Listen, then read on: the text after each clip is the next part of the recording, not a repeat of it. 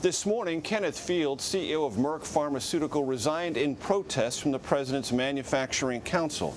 Less than 4 hours later, the president took to Twitter to deride Frazier, a much swifter reaction than he had to the hate groups in Charlottesville. Elaine? Well, Major, as we saw in your piece, there have been some racially charged threads woven throughout President Trump's campaign and the administration. In the past, he has been criticized for not distancing himself quickly enough from white supremacists. Why the delay now? It's a good question, Elaine, and it looked like the president's impulses on Saturday were to talk about bigotry and violence in the most general sense possible without getting into the underlying ugly details.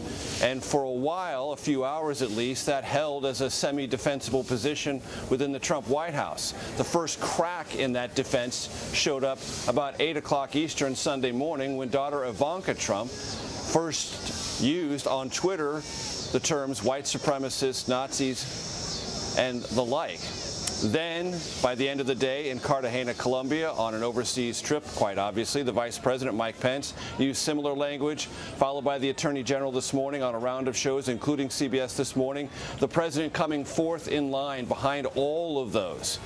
And through all of this, Republicans who have, generally speaking, been supportive of the Trump agenda and generally supportive of him as President of the United States were quick to criticize the president for not speaking plainly about what happened in Charlottesville, who instigated the violence, and who was responsible for the murder and maiming that occurred as a result of the initial clashes between white supremacists and counter-protesters.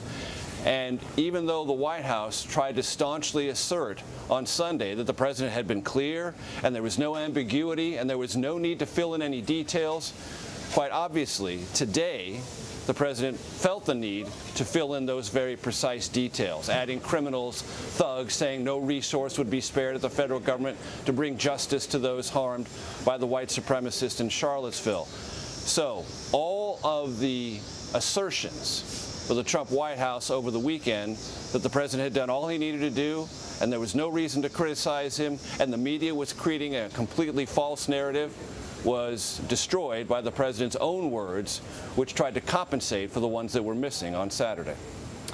Meanwhile, Major, since his days in the campaign, Chief Strategist Steve Bannon has been criticized for what some have said were alleged links to white supremacist organizations. There are now these reports swirling, as you have noted, that perhaps his situation there is at a most precarious point. Are there signs that this is perhaps one of those things that the president is considering, the past accusations against Steve Bannon, that those are somehow factoring in to whatever kind of decision President Trump is trying to make regarding Steve Bannon?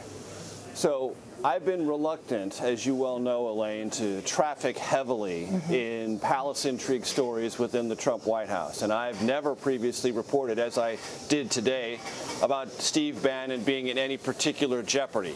There were times where he was clearly in President Trump's doghouse, but that felt temporary, kind of a reaction to maybe some publicity that enlarged the Steve Bannon persona in the White House in ways that President Trump was uncomfortable with, and his job really wasn't in jeopardy. The president was just trying to take him down a peg to remind everyone that he's in charge. That was 2 or 3 or 4 months ago. And as we have talked about throughout the Trump presidency, senior officials sort of rise and fall in the president's estimation as either their issue area of influence rises and falls, or they are successful, or they make a mistake. What I can say, based on my reporting, that feels and looks and sounds different this week is that people who, for a good long while, always said Steve Bannon was untouchable and very safe, now speak much more ambiguously and nervously about his short-term future. And there are those who I've spoken with who I have a good foundation of accuracy with, close to and inside the White House, who believe Steve Bannon's position has never been in more jeopardy than it is right now. But as we have come to learn, no decision in this White House is final until the president makes it. But I can tell you this, and many, many sources agree with this. The new Chief of Staff, retired 4-star Marine General John Kelly, has zero tolerance for West Wing rivalries and spats and fighting matches, of which Steve Bannon has engaged in with some frequency with senior officials past and present. And there are those in the Trump White House who have, for the last couple of days, quite publicly suggested that Steve Bannon has been among those leaking to the press in ways that have been harmful to the overall Trump agenda. And by some people, I'll name names. Anthony Scaramucci, the former communications director, said so on ABC's This Week just yesterday. And there has been an ongoing competition between the Bannon wing of the White House and H.R. McMaster as National Security Advisor. And the reporting I've done is that General Kelly, as the Chief of Staff, has worked hard to stabilize the position of the National Security Advisor, H.R. McMaster, and if he has done so, that very well may come at the expense of Steve Bannon.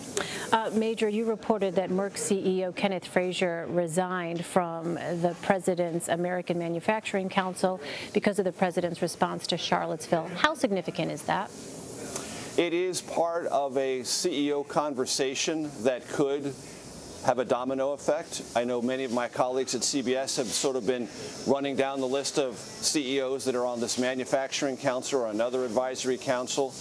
No one else has resigned in protest, and after the president's remarks today, that may calm the waters somewhat, but it does illustrate a sense of unease that some CEOs that are in some cases running multinational corporations that are responsible to, as they often say, lots of different constituents, boards of directors, stockholders, and an image that has to be not just safe in America but safe globally.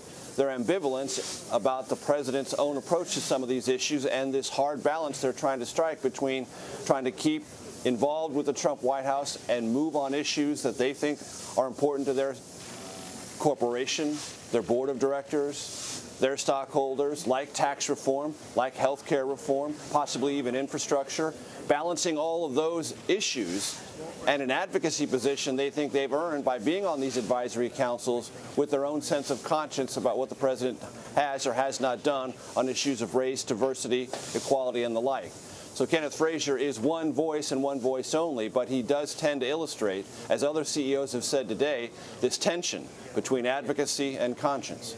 All right, Major Garrett at the White House first. Major, thank you. Sure.